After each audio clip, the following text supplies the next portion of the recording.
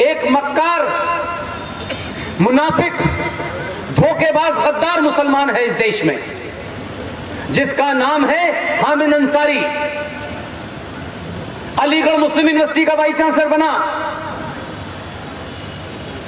Iran में भारत का ambassador बना, माइनॉरिटी कमीशन का चेयरमैन बना, भारत का उपराष्ट्रपति 10 साल बना।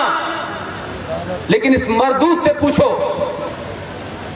इस झूठे मक्कार से पूछो कि इस देश की सत्ता पे तुमने मजे लिए। जिस दिन गद्दी से उतरा कहने लगा इस देश में मुसलमान सुरक्षित नहीं है। ऐसे गद्दारों को समाज के मार देना चाहिए। और ऐसे लोग इस देश के अंदर बहुत हैं। सत्ता में रहते हुए कुछ कहते हैं और सत्ता के बाहर निकलने के बाद उनको डर लगने लगता है। ऐसा ही एक मक्कार है, कुछ फिल्मों को लिखता है, वो मैंने सुना है। पार्लियामेंट का मेंबर था, राष्ट्रपति के कोटे से राज्यसभा में गया, तब तक तो भारत माता की जय कह रहा था। आज कहता है कि भारत में ऐसे हालात हो गए हैं कि अब रहा नहीं जा सकता। अरे बताओ मत, बैग लोड चले जाओ। हम तुमको नहीं भेज रहे, हमने तुमसे कभी जाने के लिए नहीं कहा, हमारे साथ रहे हो, कुछ तुमने फिल्में बनाई है, हमारा एंटरटेनमेंट किया है, इस बदले में हम पिक्चर की एक टिकट और खरीद लेंगे कि जाओ चले जाओ इस टिकट पे। लेकिन भारत राष्ट्र को लगातार बदनाम नहीं करते, और जो बदनाम कर रहे हैं उनको एक्सपोज करिए। आपने भारतीय राजनीति का चेहरा इतना ही बदला है कि 2000 पैदा किया आपने, लोग आपको सीरियस नहीं ले रहे थे। जब 2019 आया तो ना आपने किसी मुसलमान को गाली दी, ना आपने सनातन को जो गाली दे रहे थे, जिन्होंने भारत के अंदर हिंदू आतंकवाद की थ्योरी गढ़ी और कहा कि हिंदू आतंकवाद है, और एक साध्वी को झूठे मुकदमे में फंसा करके आपने 10 साल तक उस पर चार्जशीट नहीं की और उसकी रीढ़ की हड्डी तोड़ दी। ये अलग अजीबोगरीब देश है, क्योंकि हम अपनी संस्कृति, अपने पूर्वज, अपनी परंपराओं पे गर्व नहीं करते। और जब आप गर्व नहीं करते तो उसको बचाने के लिए लड़ते नहीं हैं। आजाद भारत में एक शंकराचार्य को रात में एक पार्टी की अध्यक्षा के दबाव में तमिलनाडु की मुख्यमंत्री को ब्लैकमेल किया गया और रातों रात उस शंकराचार्य को रेप के केस में फंसा दिया गया, सिर्फ इसलिए कि तमिलनाडु के अंदर ये जो आए हैं फादर और मदर, ना इनके बच्चे हैं ना उनके बच्चे हैं, लेकिन एक फादर है और एक मदर है।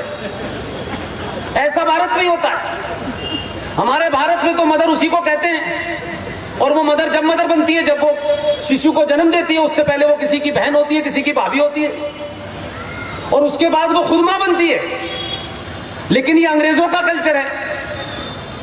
फादर है, पत्नी का पता नहीं है, बच्चों का पता नहीं है। ये मदर है, ना इनके बच्चे हैं। और हमारी समस्या क्या है कि हम ऐसे मूर्ख लोग हैं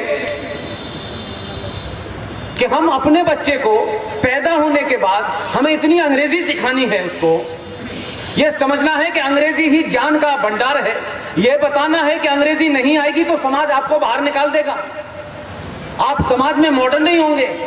तो पैदा होने के तत्काल बाद आओ किसी इंग्लिश स्कूल में आप उसका रजिस्ट्रेशन कर देते हैं।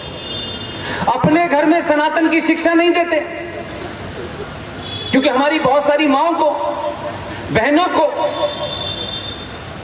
जो उनको बताना चाहिए था हमारे पूर्वजों ने नहीं बताया। वो भी बेचारी किसी चमत्कार की होड़ में बाबा की कथा सुनने चली जाती हैं, वो भी चमत्कार में लगी हुई। संतोषी माता पैदा कर देगी, कुछ दे देगी, सुबह मांगेंगे शाम तक आ जाएगा, चमत्कार हो गया। हम चमत्कार की कहानियां गढ़ते हैं, जो पूरा का पूरा सनातन धर्म पे रखा, उस पे रखा हो, साइंस पे, वो लोग कह रहे हैं चमत्कार होगा। एक बाबा है वो कहता है लाल चटनी से खाओ, हरी चटनी से खाओ। हम कैसे कैसे मूर्ख लोग हैं यार। खामखा अपने बच्चे का एडमिशन अंग्रेजी स्कूल में करा रहे हैं, बाबा चमत्कार कराएगा, हो जाएगा सारा काम। तो हुआ क्या कि एक इस कारण से आपने जब 19 का चुनाव था, एक घटना को बारीकी से देखिए। आपने अपने होने का एहसास कराया और आप डिगे नहीं। बहुत गाली दी गई आपको, बहुत सारे हिंदुओं को यह होने लगा, यार देखो हमारे दोस्त मुसलमान हैं, वो नाराज हो जाएंगे।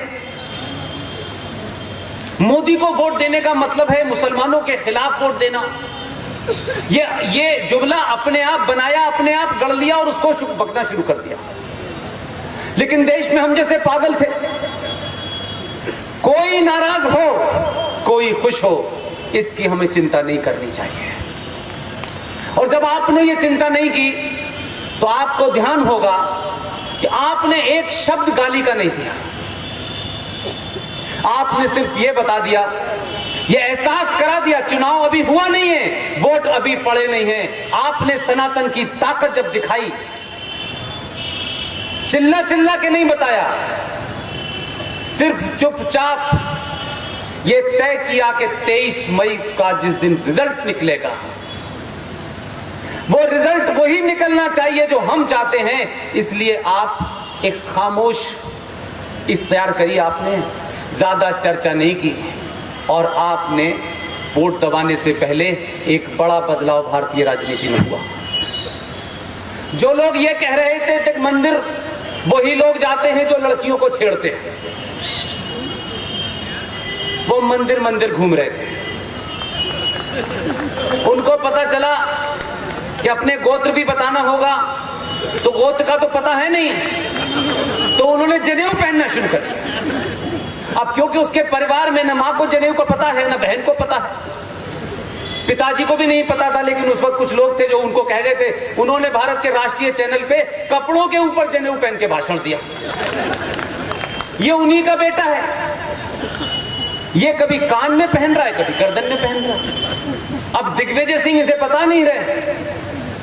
इस हालत आपने ये कर दी कि वो जनेऊ लेके घूम रहा है और बता रहा है कि नहीं मैं भी तुम्हारी तरह हूं। एक मैसेज आपने दिया। दूसरा मैसेज आपने राजनीतिक अपनी अवेयरनेस का ये दिया कि जिसके यहां प्रधानमंत्री लाइन लग के जाते थे, वहीं से फतवा लाते थे चुनाव जीतने का, वो अहमद बुखारी जामा मस्जिद का बड़ा दरवाजा हर आधे घंटे बाद खोलता था, देखता था कोई आया फतवा लेने।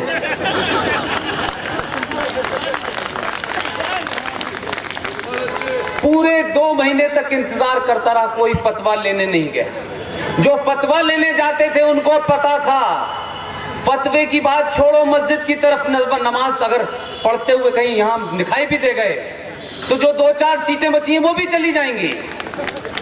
तो बिना लड़े राजनीतिक परिपक्वता और राष्ट्र के प्रति आपका अगर कमिटमेंट होगा तो जो लोग बसें जला करके देश बदलना चाहते हैं, आप बटन दबा करके भी बदल सकते हैं।